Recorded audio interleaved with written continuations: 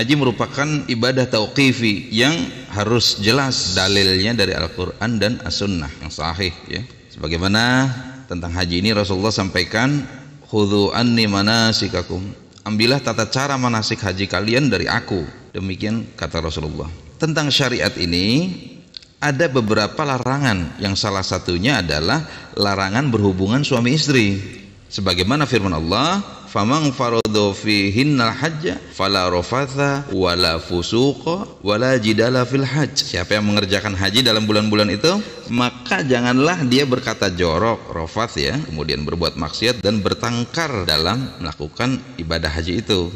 Ini adalah terkait larangan melakukan hubungan suami istri. Kemudian dalil dari hadis-hadis yang lain dari Abu Hurairah radhiyallahu anhu, Rasulullah bersabda, "Man hadza baita falam yarfuth." Barang siapa yang melaksanakan haji di rumah ini kemudian ia tidak rafath, walam yasfuq, dan tidak berbuat fasik, raja'aka yaumi waladathu ummuhu. Ia pulang seperti hari sebagaimana dia dilahirkan ibunya. Hadis riwayat Bukhari.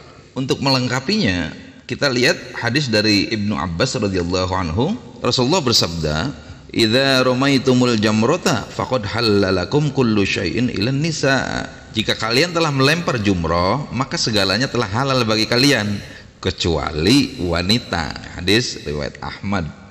Memang sejauh ini tidak ada kita dapati hadis yang secara sharih eksplisit membahas tentang kasus ini. Namun dari beberapa hadis dan athar sahabat tentu bisa dijadikan sebagai sandaran dalil, sebagaimana hadis yang barusan tadi disampaikan, jika kalian telah melempar jumroh maka telah halal bagi kalian semuanya kecuali wanita. Kita dapati kemudian perkataan dari Urwah bin Mudharis. Kata beliau, "Ji'tu Rasulullah sallallahu alaihi wasallam fil mauqifi faqultu ji'tu." Aku mendatangi Rasulullah sallallahu alaihi wasallam di tempat wukuf, lalu aku sampaikan kepadanya, "Ya Rasulullah, min jabalai tayyin aqlaltu matiyati wa at'abtu nafsi." Wahai Rasulullah, aku datang dari pegunungan Tayyi, lalu hewan tungganganku kelelahan dan aku pun merasa letih. Wallahi ma taraktu min jabalin illa waqaftu alaihi halli min haji. Demi Allah, aku tidak pernah meninggalkan satu pegunungan pun kecuali aku berhenti dan istirahat.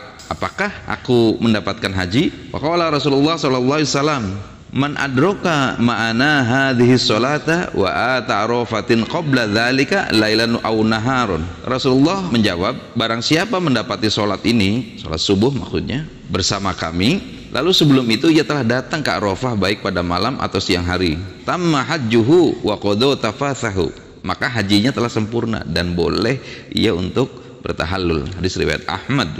Nah, kemudian kita susuri berikutnya, an Amr bin Syu'aib an abihi qala, dari Amr bin Syu'aib dari ayahnya ia berkata, "Ata rajulun Abdullah bin Amri fasa'alahu an muhrimin wa qa'a bimra'atihi fa'asyara lahu ila Abdullah bin Umar falam ya'rif rajul." Seseorang datang kepada Abdullah bin Amr, ia menanyakan tentang muhrim yang ia berjima dengan istrinya. Maka ia menunjukkan kepada Abdullah bin Umar dan orang itu tidak mengenalnya. Qala Syu'aibun fadhahabtu ma'ahu fasa'alahu.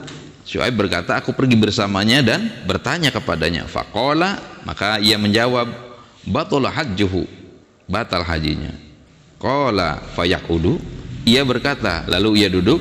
Qala la bal yahruju ma'an nasi fayasna'u ma yasna'un. Ia menjawab, tidak, bahkan ia mengerjakan apa yang dikerjakan orang-orang. Fa idza adrakahu qabilun hajja wa ahda, bila ia mendapati tahun depan maka ia berhaji dan haji. Faraja'a ila Abdullah bin Amri fa akhbarahu, lalu keduanya kembali kepada Abdullah bin Amr dan mengabarkan kepadanya. Farsalna ila Ibni Abbasin, kemudian kami mengutus kepada Ibnu Abbas. Qala Syu'aibun fadhahabtu ila Ibni Abbasin ma'ahu fasa'alahu, dan aku menemui Ibnu Abbas tersebut bersamanya, lalu aku bertanya kepadanya. Faqala lahu mithla ma qala Ibnu Umar faraja'a ilaihi fa akhbarahu, maka ia mengatakan seperti yang dikatakan oleh Ibnu Umar, lalu ia kembali dan mengabarkan kepadanya. Faqala lahur rajulu ma taqulu anta, maka laki-laki itu berkata kepadanya, bagaimana pendapatmu? Faqala mithla ma qala, ia menjawab seperti yang dikatakan oleh keduanya.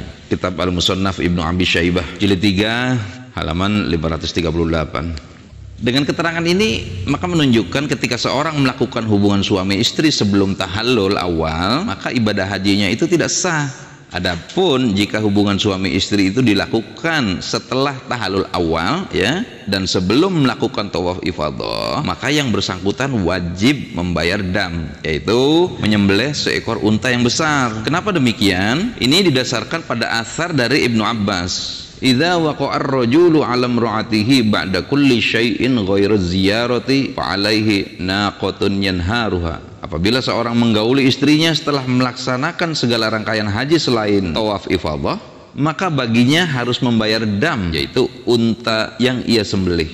Wa an Atha'in an Ibni Abbasin annahu qala, dari Atha dari Ibnu Abbas ia berkata, alaihi badanatun wa qaddama hajjuh, atasnya dam dan unta itu sempurna baginya. Hadis riwayat Sa'id bin Mansur pada Syarah Al-Umdah jilid 2 halaman 237. Nah, konfirmasi atas athar Ibnu Abbas ini kita dapati anna rajulan asaba min alaihi qabla an yatufa bil baiti yauman nahar.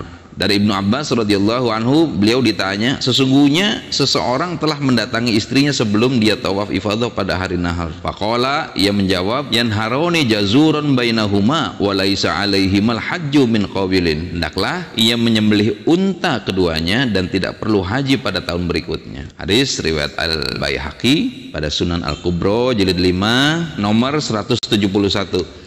Maka kesimpulan atas beberapa dalil-dalil yang kita sudah sebutkan di atas, satu, jima yang dilakukan saat ihram setelah melakukan tahallul awal dan sebelum tawaf ifadah itu tidak membatalkan haji, tapi wajib membayar kafaroh dengan menyembelih unta yang besar.